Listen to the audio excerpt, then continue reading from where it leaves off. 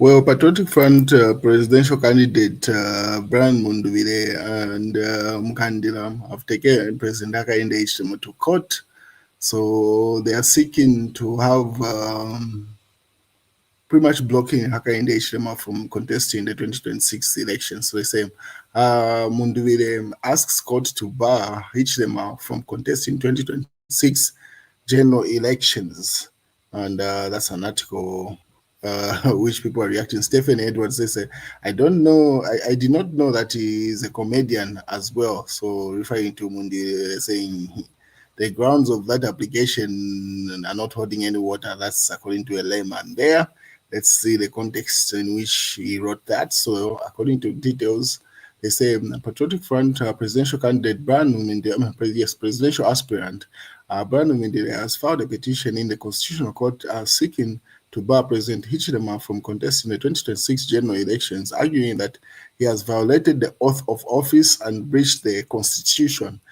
In the petition, Munduvile and the Tonse National Youth Chair Secretary Clestantine Mkandila has asked the court to declare President Hichilema ineligible to stand as a candidate for any election, alleging that his actions in initiating a constitutional amendment process were unconstitutional. The petitioners are seeking several declarations, including the president and the attorney general acted unconstitutionally by initiating a constitutional amendment bill without conducting wide and inclusive consultation with citizens or relevant stakeholders. They argue that these conducts contravene Article 8, subsection, they got the Constitution there, of the Constitution, and they claim that President Hichilema breached his oath of office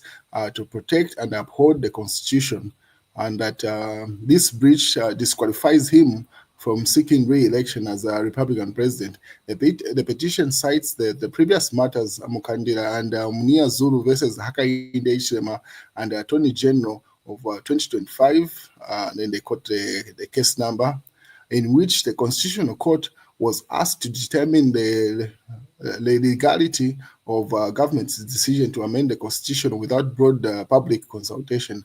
According to the petition, the controversy traces back to March 8th, 2025, when President Hichilema, during International Women's Day celebration, announced the commencement of a constitutional amendment process.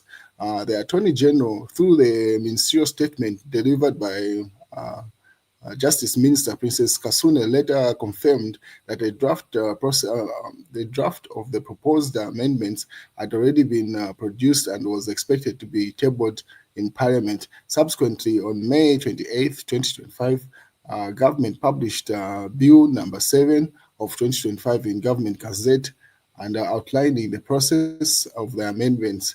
And the petitioners argue that the process was conducted without adequate public participation. So pretty much that's the argument, to say President Hichilema and the UPND team had constituted a constitutional review process that hasn't done the public consultation process. As you may be aware, it's ongoing right now. So those are the grounds that they're using to say President Hakainde Hichilema has breached the oath of office and also the constitution of the land, and as a result of that, he cannot recontest as president in the 2026 general elections. If you remember, Munia Zulu and Mukandila, the ones that actually barred the previous process, where the courts had ruled to say there was need for a wider consultation, which later on led to President Hakainde Hichilema constituting the committee that is currently looking at the submissions that people are doing mostly online. They've created a website where you're able to make your submissions with regard to the Bill 7 in the reference there. So let's see how this court case plays out. But yeah, those are the grounds. What is KBF has also weighed in. He says Hakainde Hichilema has no credibility to stay in State House. That's Kelvin Fuwewaria. So Zambia's prosper leader Kelvin Fuwewaria says President Hakainde Hichilema has no credibility to stay in State House because his time is up, while he adds that if President Hichilema cannot answer how the average Zambian is supposed to develop under the current conditions, he should not. He should just keep quiet.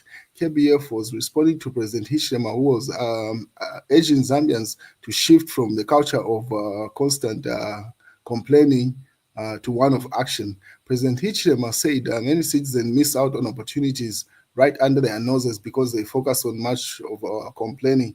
In an interview on Friday, Waya said President Hichilema lived in a utopian world where he thought Zambians were at the same level as he is or as he was. So simply say that's KBF's analysis there. So Zambia must prosper. President Kelvin Fuwewaya says there is a same wind of change in the country as that of 1991, 2011, and 2021.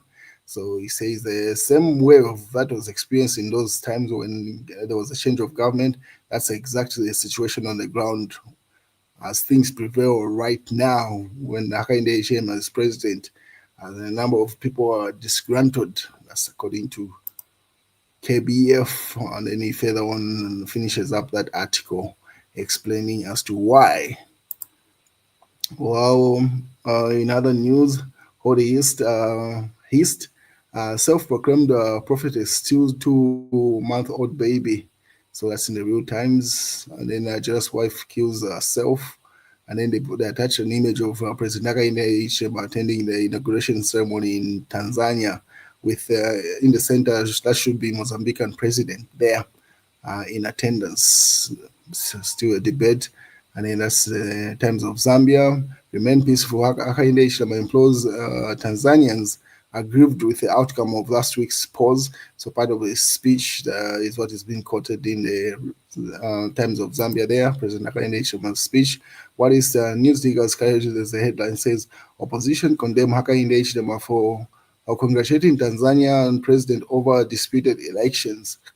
So this debate still continues. The opposition feel the Republican president of Zambia should have simply shunned that invitation because of the post-election violence that had happened in Tanzania.